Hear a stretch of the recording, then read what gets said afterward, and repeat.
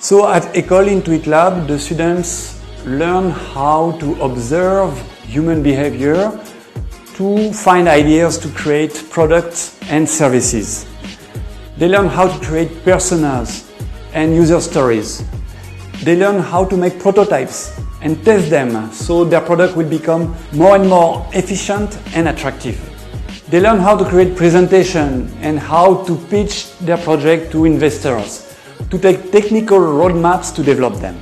At the end of the program, they are equipped with the skills to be part of tomorrow's digital scene, and they have a good understanding of the new technologies.